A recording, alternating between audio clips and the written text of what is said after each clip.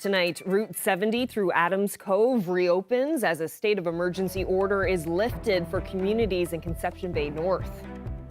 It's heartbreaking. It's devastating. You would never expect it to happen in an area like this. Adams Cove will never be the same again following this week's devastation. I'll have the latest on the wildfires coming up. If and when the trade war continues with the Americans and throughout the world, we can't just rely on our old situation, our old relationship with America, and we need to look at other opportunities. Premier John Hogan was sworn in today and introduced his cabinet. The East Coast Music Awards Celebration Week continues tonight. I'm live from downtown St. John's, coming up. This is CBC Here and Now.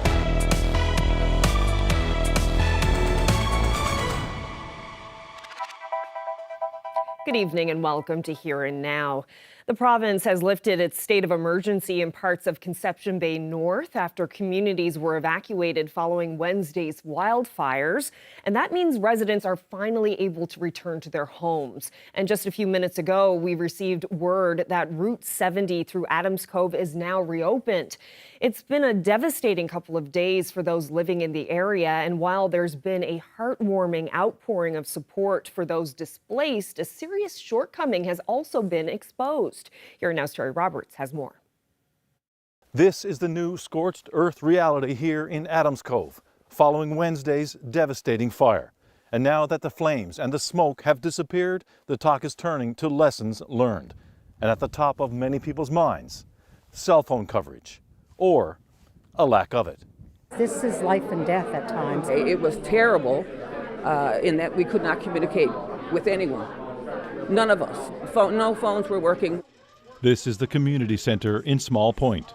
It's one of several impromptu shelters set up this week, a place for displaced residents to gather, to eat, to share their stories about close calls, and to thank the volunteers, businesses, service groups and more who came out in full force this week. The flow of donations was so heavy that offers of support had to be declined. Isn't that wonderful when you think about the world today and people struggling for food, how we are receiving almost too much. But for years along this rugged coast, locals have bemoaned the fact that these devices are often useless. And when the fire knocked out the power, the situation worsened. There was no Wi-Fi, no cell signal.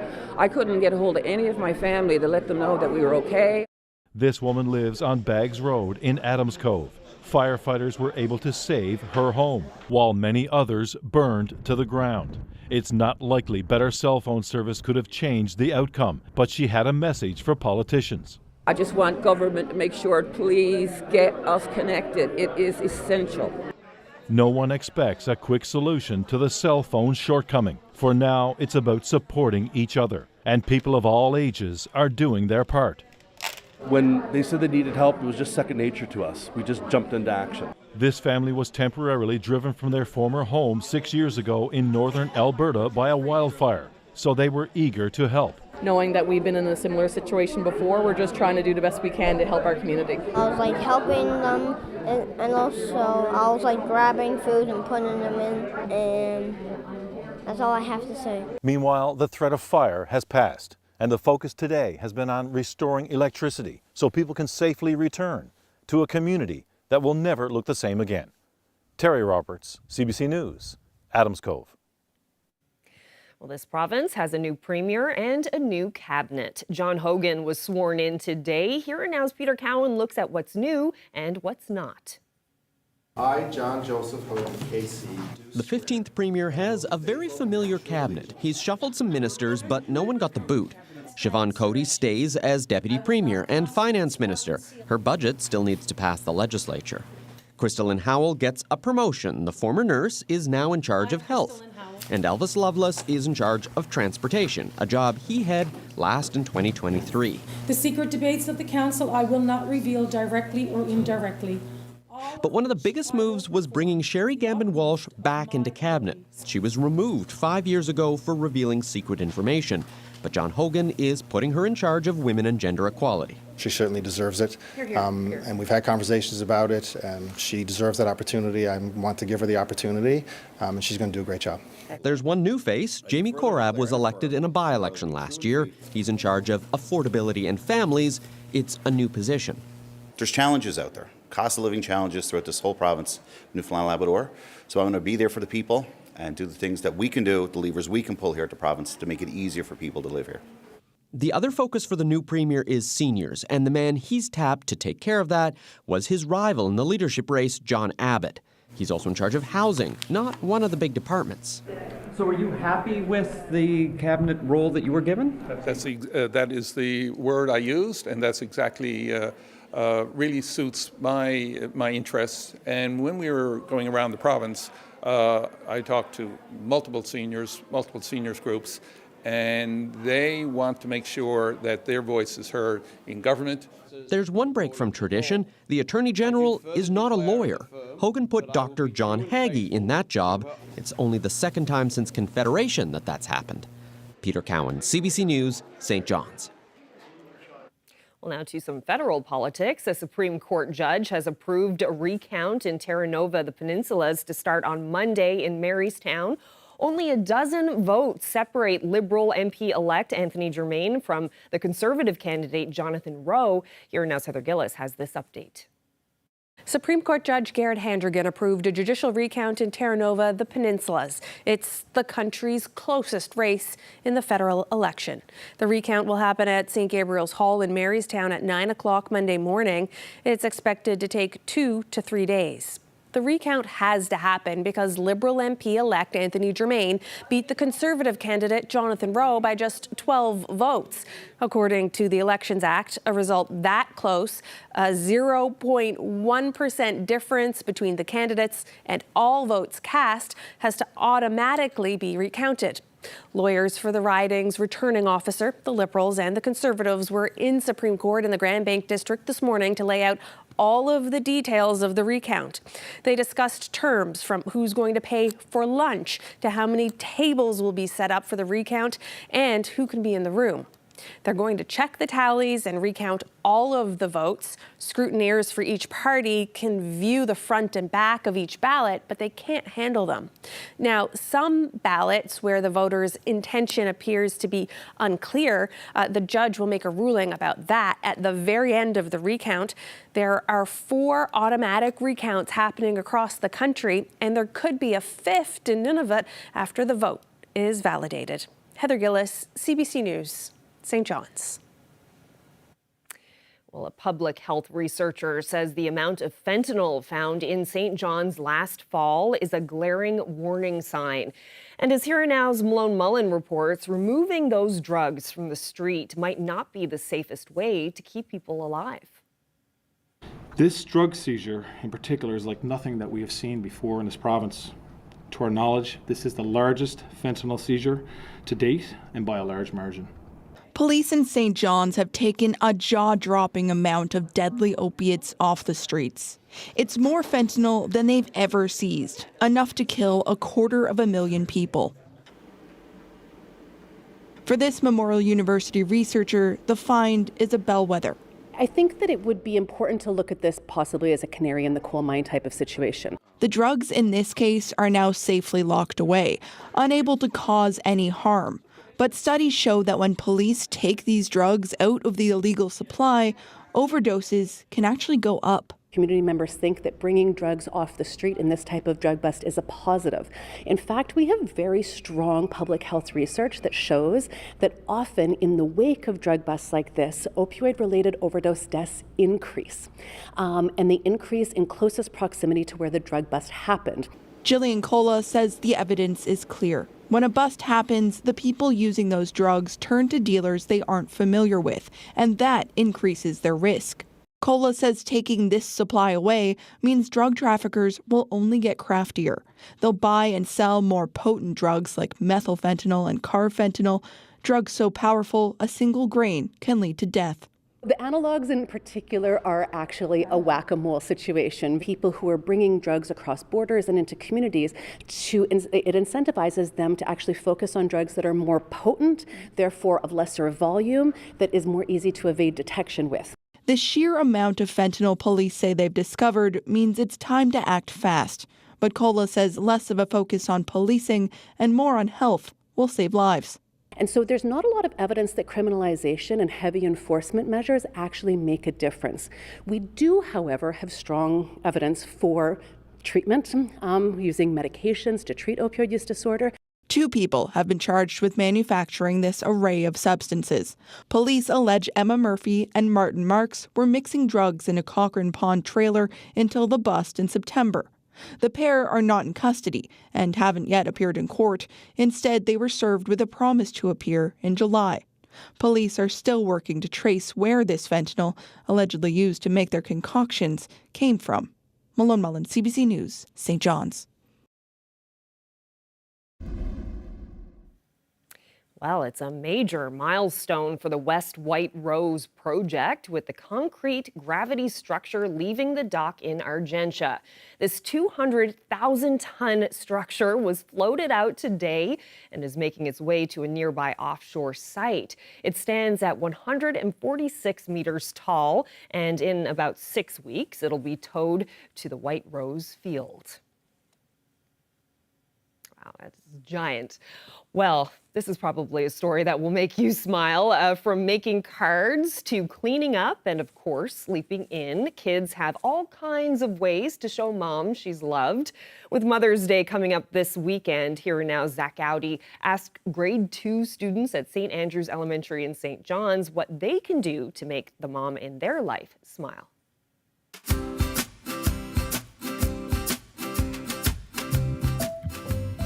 This is a nice classroom. Thanks for having me over today. So, what are your names? Nellie. Avery. And what is Mother's Day? The way you celebrate for your mom, like do good things to her. To give your mom a break. That's a pretty good one. What do you think about Mother's Day? You have to help your mom clean up, take care of the baby for her. That's a big one. How about letting her sleep in? Do you let mom sleep in? Yes. What time do you wake up? What does sleep in mean to you? 7. That's pretty good. How about you? What time is waking up in your house? 10 when I'm not going to school. Okay, that's more like it. That was the Mother's Day answer. I could clean for her. That's a good one. How about you? I would make a card or a craft for her. And what would you put in that card, hypothetically? I love you and happy Mother's Day. When you want to do something nice for your mom, what do you do? I help her clean. What else can you do around the house? What's something extra special you can do for your mom? Help my mom clean my dad's room. Yeah. Is Dad extra messy? No, not really. Not really, no. Is he the messiest one in the house? No? Okay. Your house isn't like my house then. So who do we have here? This is Myra. Here, you can have that, Myra. And Mara, do you have a Mother's Day message for your mom? My mom is the best because she stand up for me. Thank you for playing that message for me. Thank you. You're welcome. Thank you so much. Good job. Thank you. You should do this. You should be the reporter. You interview me. If Mom is watching this right now, do you have a message for her for Mother's Day? Yeah, happy Mother's Day. Happy Mother's Day, Mom, I love you. Thank you for taking care of me and getting me food. I like food too. 3, 2, 1! Happy Mother's Day!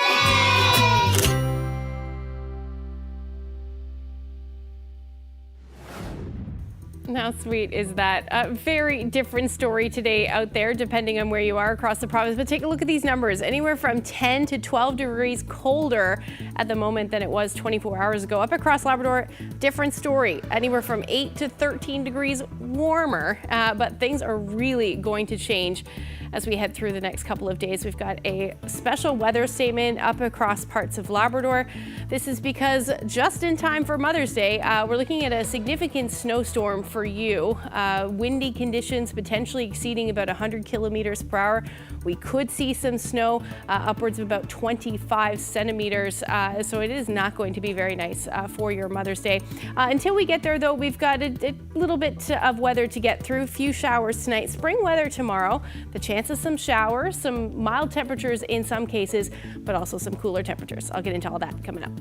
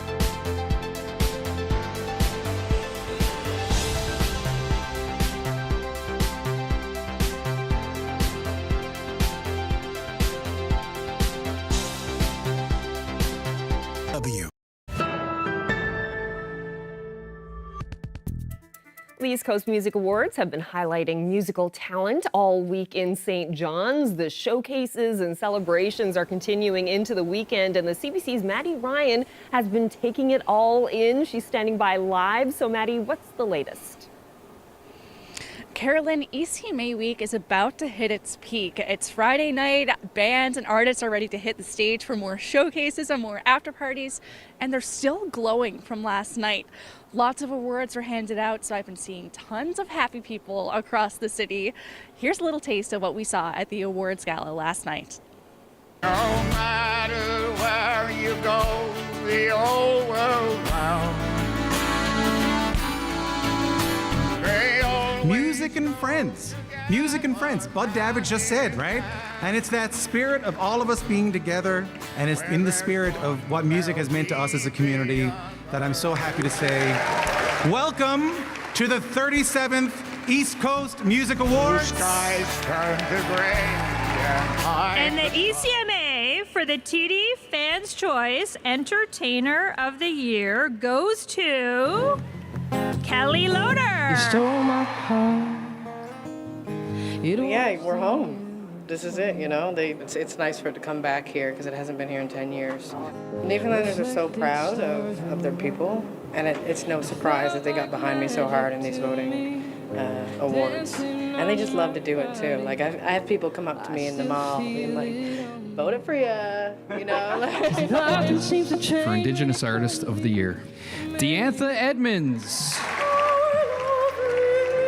You know, so much is about connections, the connections we make with either the listeners or the audience, the other musicians and artists, and the youth as well, because I hope that my music isn't just listened to by classical musicians or classical audience, not just Indigenous, but you know, it's universal, the themes that I write about. And the ECMA goes to Rum Ragged. Thank you very much, everybody.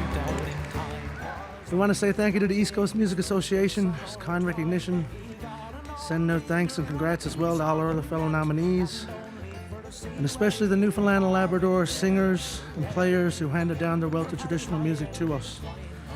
One of which in particular we're thinking of and remembering together here tonight. This one's for Mark and his family and his friends and his bandmates and his many fans. Thank you. When the East Coast Music Association calls you and says you're receiving this prestigious Lifetime Achievement Award, you take it. You do. Even if you feel too young. Because you don't know when Maureen's hip is going to give out. You take it. We've been on the most incredible road trip for the last 30 years, and my most favorite part of the whole thing is that we've brought the stories of and songs of Newfoundland and Labrador to every place we've been. Yes. My favorite part. And things aren't ending there. ECMA week continues until Sunday, but until then, there are plenty of events and performances. This corner of downtown St. John's in particular is going to be buzzing by tonight. Right now, behind me, the Songwriters Association is putting on a showcase at the Black Sheep, and a little later, just across the street at the Rock House, they're going to host an Accelerator showcase. Now, if you don't know what that is, that's an opportunity for artists to meet with buyers and promoters to hopefully book some shows for the rest of the year. Now, it's quiet on the street for now, but not for long. It all continues tomorrow and ends with more industry and music awards and the SoCan Songwriter Circle on Sunday. Reporting live for Here and Now, I'm Maddie Ryan in St. John's. Cornerbrook Silverblade Skating Club have their annual ice show this Saturday night. It's been 60 years since the skating club has been established, and star skater Caitlin Osmond is the headliner. I've been a part of so many of these shows over the years, and I've never seen a production like this. I'll have all the details. That's tonight on Here and Now.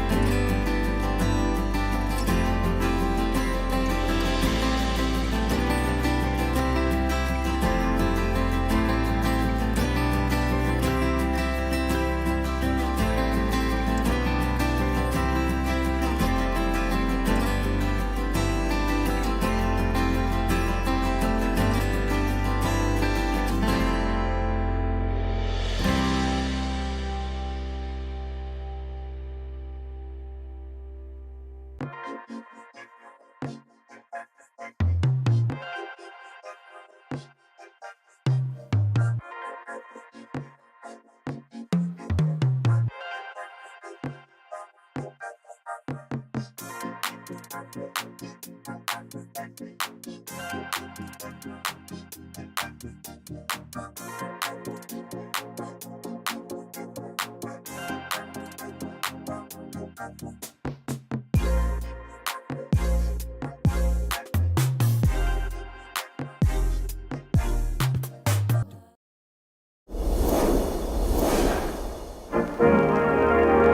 1964, we were granted a license for our second, but now primary production center in St. John's. CBNT just went on the air on October the 1st of that year from temporary quarters on Water Street West and continued there until March 1966 when the big move took place.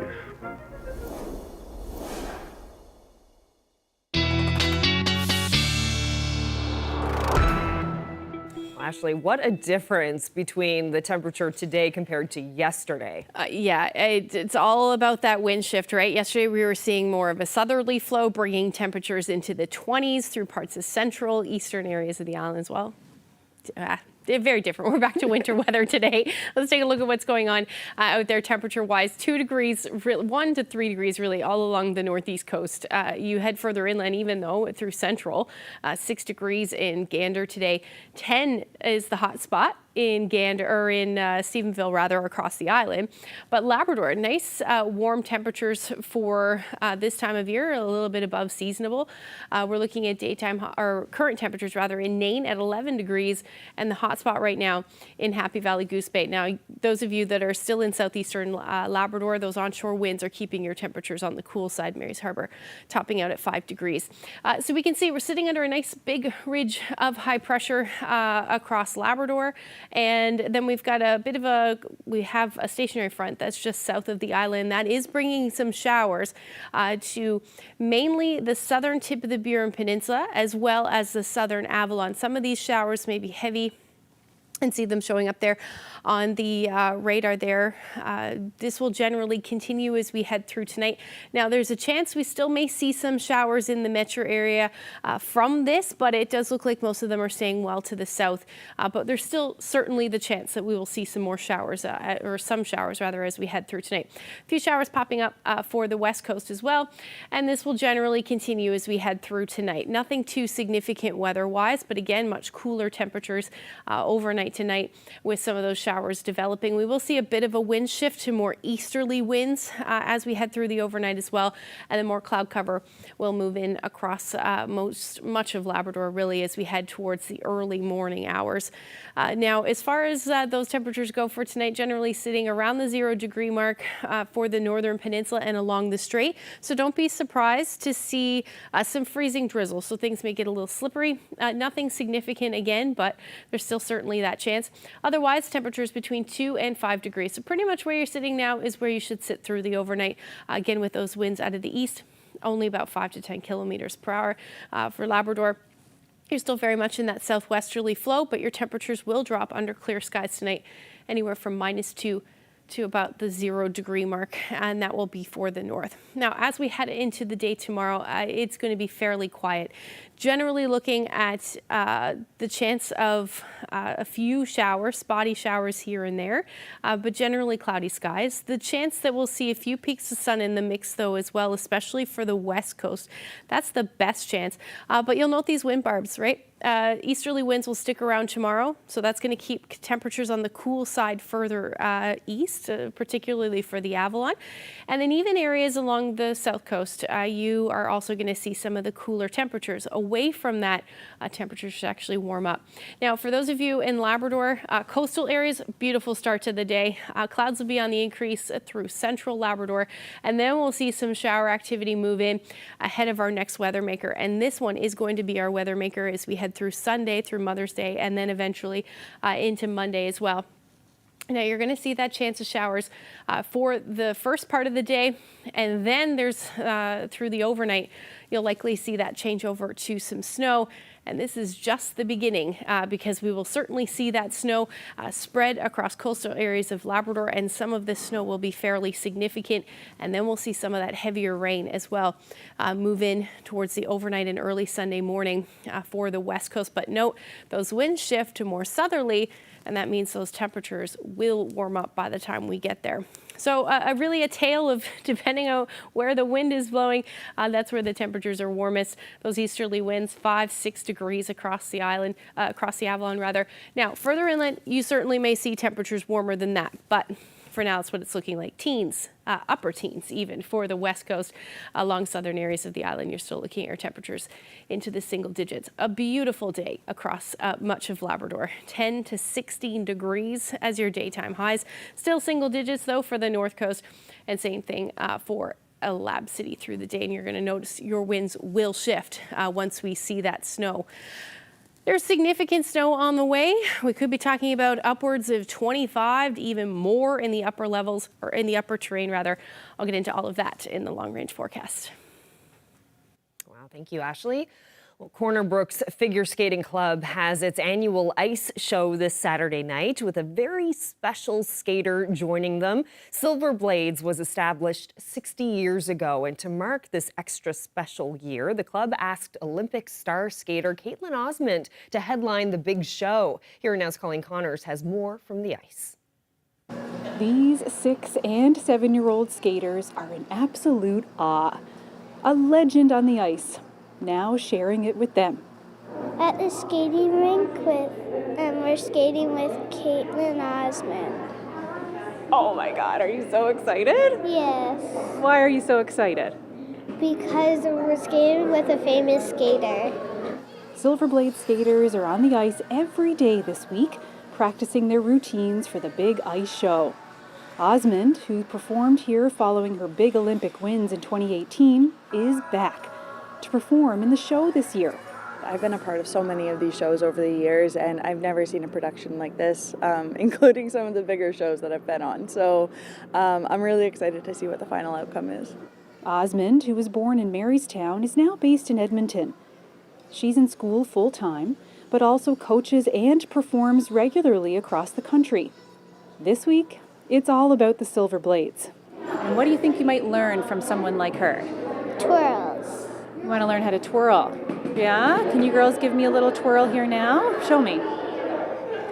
Whoa, that was pretty good. I think she's going to be really impressed. The skating club is celebrating its 60th birthday. The show Saturday night will have an alumni skating routine and a wall of memorabilia to mark the milestone. Osmond and skater Alexandra Young are spending today practicing with all the different age groups, while the club's coaches prepare costumes and lights for the big night. It's really fun to have watched them skate all week, to watch them perform and how they get excited for the show, and how this is the highlight of many of their years or their careers. And being able to work with them during the seminar, we get to play on the ice, do a little bit of everything, but also just get ourselves all ready for the show. Well, Osmond and all the skaters in the Silver Blade Skating Club will be on the ice most of today, tonight, and most of tomorrow, preparing for the big ice show that takes place at 7 o'clock here at the Corner Brook Civic Center tomorrow night. Colleen Connors, CBC News, Corner Brook. This is about as bad as it gets, for in a beautiful little place like this. Coming up, a couple in Adams Cove describes the panic to save their pets when Wednesday night's forest fire began.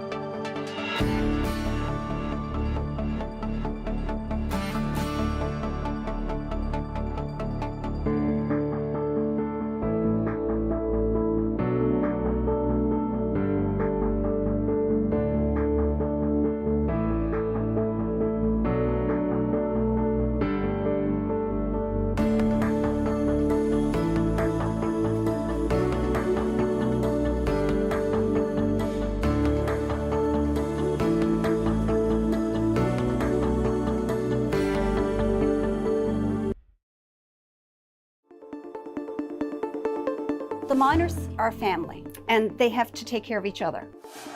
It's truly an honor as a Newfoundlander to be able to go out there and bring back a representation of all the Newfoundlanders that weren't able to come back. Love the world around you because it does shimmer with the impossible sometimes made possible.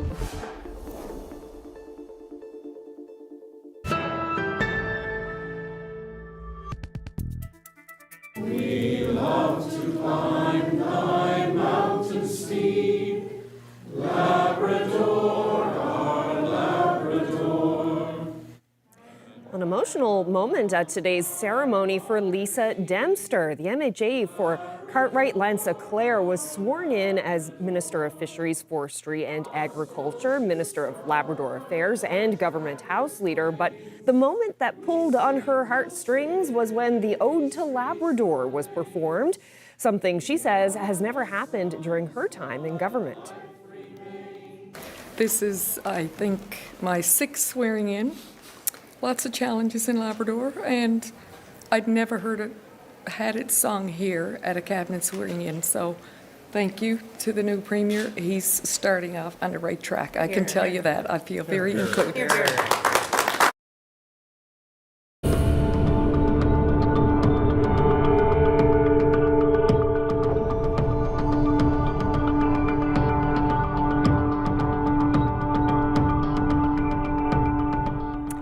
State of emergency has been lifted for parts of Conception Bay North. Residents in Western Bay and residents of Small Point, Adams Cove, Blackhead, Broad Cove have gotten the go-ahead to return to their properties after a hectic and emotional couple of days. A couple living in the area describes the panic they felt when the evacuation order went out.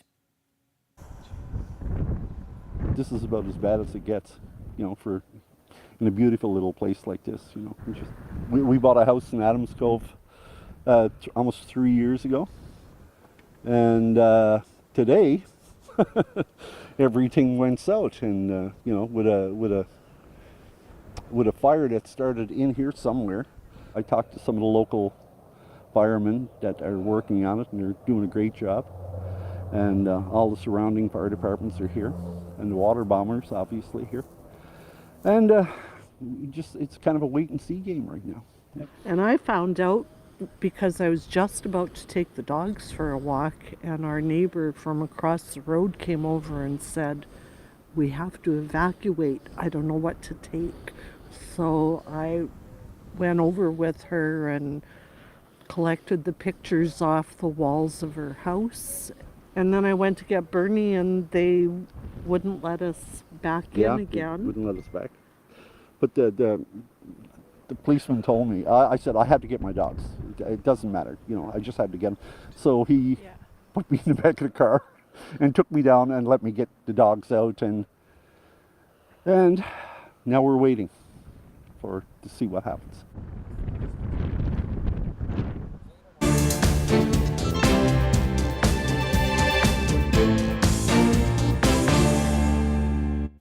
Prime Minister Mark Carney will name a new cabinet on Tuesday. He's previously said it will be made up of an equal number of men and women. The new cabinet will be sworn in at Rideau Hall by Governor General Mary Simon. Carney won the Liberal leadership March 9th, and he and his first cabinet were sworn in 5 days later. His cabinet had just 24 ministers compared to former Prime Minister Justin Trudeau's last 39-member cabinet. Carney has not confirmed the size of his second cabinet, but it may be slightly larger than his first in order to accommodate some newly elected MPs. Well, Delta Airlines and Korean Air have announced they will buy a combined 25% minority stake in WestJet from Canadian investment firm Onyx. That deal would amount to a total of $550 million US. Under the arrangement, Delta would acquire a 15% stake in the Calgary-based airline, while Korean Air would buy a 10% share. After the deal closes, Delta says it plans to sell a 2.3% stake in WestJet to its joint venture partner Air France, amounting to $50 million US. Pope Leo XIV has celebrated his first Mass at the Sistine Chapel, and part of his homily was delivered in English. Through the ministry of Peter, you have called me to carry that cross and to be blessed with that mission. And I know I can rely on each and every one of you to walk with me. Well, it comes a day after his historic election as the first U.S.-born pope in the Catholic Church's 2,000-year history. The Vatican says Leo will deliver his first noon blessing this Sunday from the balcony above St. Peter's Square. And here in this province, one local priest says he's feeling surprised and hopeful about the announcement of a new pope. Father Paul Lungergan is hoping that Pope Leo's experience working in South America will play a role in how he approaches his new job. I'm hoping to see, most generally, compassion. I would like to, and I think this man is a very compassionate person, having worked with the poor. Having worked with communities to build up the communities in Peru and different parts of the world, he has always shown a great deal of compassion. I'd like to see that continue. I've also seen, what little I do know of him and researching him, that he has an identity with people who are in need. Even though he's spent a lot of years in academia, he's also spent many years working, as they say, in the field, working with people and listening to them. He was very supportive of what we call the synodal process, having synods, gathering people together, and not just clergy, not just, appointed leaders in the church, but all sorts of different leaders, lay people, and going out into the world to have conversations with them and to listen to them, as Francis did. I'm hoping that we will see him continue those conversations, to continue to listen, to learn, and then to proceed forward into a new world. Well, turning now to the Professional Women's Hockey League, the Ottawa Charge took home the series opener last night in Montreal against the home team, Victoire. Pauline Clark for Ottawa to D'Arcangelo, her lead, she scores! Ottawa regains the lead. Cheyenne D'Arcangelo finds the back of the net. Ottawa earned its first Walter Cup playoff win last night when Cheyenne D'Arcangelo scored the winning goal in period 3. They definitely didn't feel like the underdogs here. The Charge took the series opener after the Victoire chose to play them. Game 2 is set for Sunday afternoon back in Laval, Quebec, before the series shifts to the nation's capital, for Game 3 next week. And tonight, the Toronto Scepters and Newfoundland Labrador's Maggie Connors takes on the Minnesota Frost at home for Game 2. Stay with us. I'll be with your forecast after the break.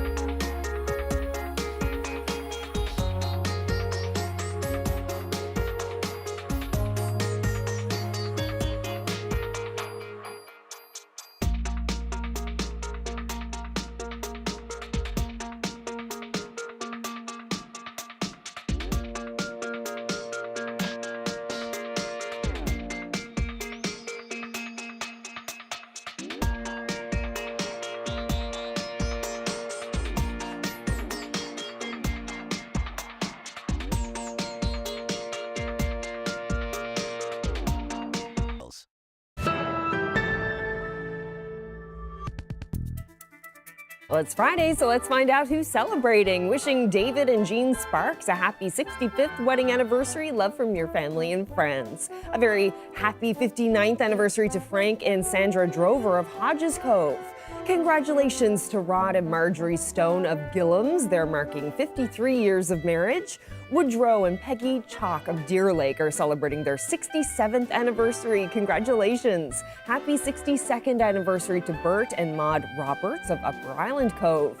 Best wishes to Bride and Randy Bryant of Corner Brook. They're celebrating their 63rd anniversary. Wishing Alex and Thelma a happy 61st wedding anniversary. Love from your family and friends. Happy 50th anniversary tomorrow to Eugene and Rita Conley of Bishops Falls. Happy 55th anniversary to Daniel and Rosina Philpott of Plate Cove West. Wishing this happy couple, Harold and Ruby Kennel of Upper Gullies, a happy 65th anniversary. Happy 58th anniversary to Mary and Herman Firmage of Wareham. Congratulations to Reginald and Stella Russell of Port Hope Simpson, who are celebrating 56 years together. Gerald and Ruby Coates of Eddies Cove East have been married for 55 years. Congratulations. Happy 71st anniversary to Don and Lydia Waterman of Gambo. And happy 61st anniversary today to Garfield and Catherine Lushman of Grey River. Anniversary greetings going out to Ray and Winnie Cooper of Queens Cove, who are celebrating their 71st anniversary. Harvey and Geneva Wiseman of Clarenville are celebrating their 58th anniversary. And it's a golden anniversary today for Len and Joyce Budgel. Love from all your family and friends.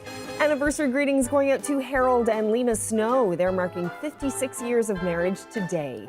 Happy 58th anniversary to Eva and Alf Jones from Clarenville. Best wishes to Frank and Ada Dean of North Harbor on their 63rd anniversary on Sunday. Now to some birthdays. Wishing Nita Lane a happy 91st birthday. She's from Eastport and now lives in Glovertown. A wide circle of family and friends are sending best wishes to Blanche Biles, who will be celebrating her 101st birthday on Sunday. She's in St. Anthony. Happy 90th birthday to George Hodder, who's in Marystown. Wishing a happy birthday to Chess Gill, who's turning 92 in Mount Pearl. He's originally from Pinchard's Island. And happy 94th birthday to Sinneth Daw this Sunday. She's in Clark's Beach. Hope you have a wonderful birthday. All right, another fine crowd. Congratulations once again. So looking at the long-range forecast now, and I guess Mother's Day is coming up, and you touched on that forecast a little bit earlier. It's going to be not so nice in Labrador for Mother's Day. No, we're going back to some snowy weather for those of you in Labrador, and then even parts of the province, parts of the island portion of the province rather, are going to see some snow as well. So let's take a look at what's going on. This area of low pressure is fairly potent, so we're going to be in, at least across the island, we are going to be in onshore, in southerly flow rather.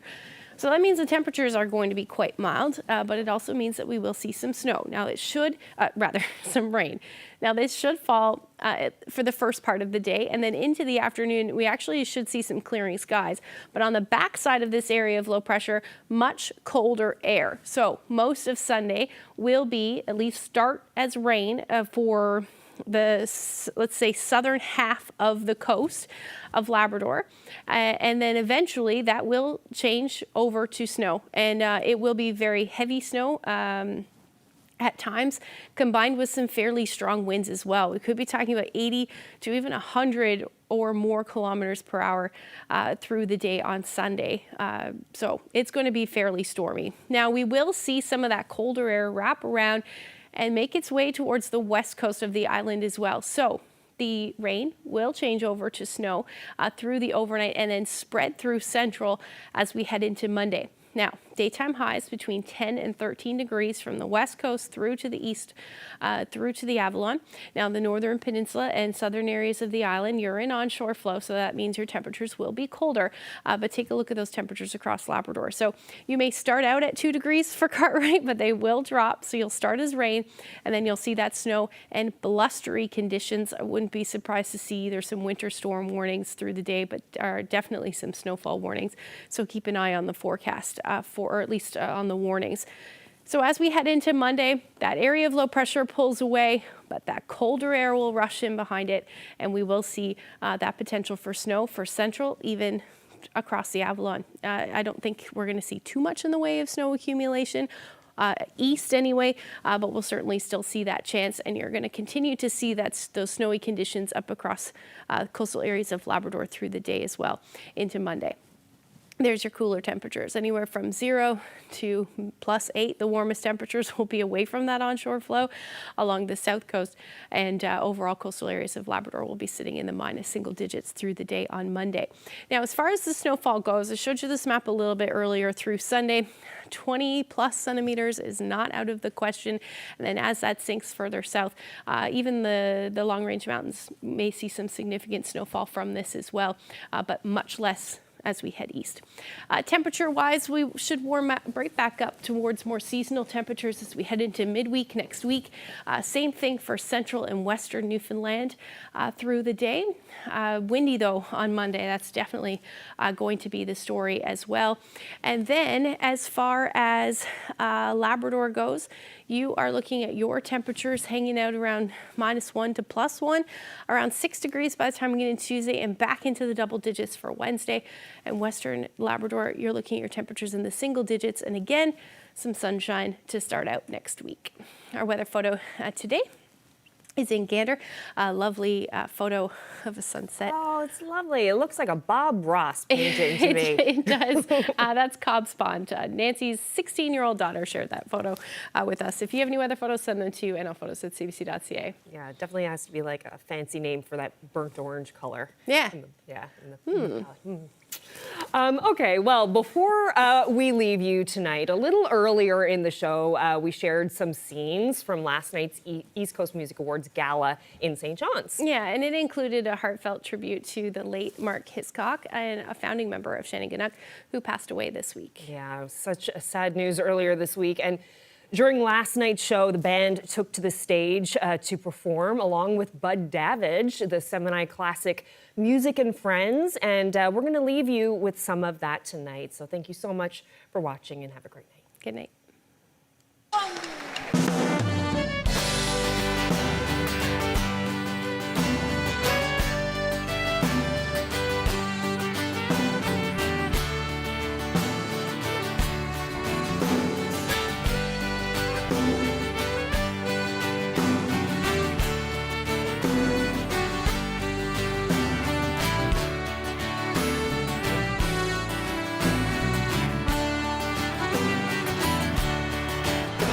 I've done a lot of living, and I've found no matter where you go, the old world round, they always go together, hand in hand. Where there's one, there'll be the other, music and friends. Blue skies turn to gray and hide the sun, and tired hands their daily work has done. Nothing seems to turn things round again and make the old world right, like music and friends. Music and friends. It's so good to bring together music and friends. Side by side.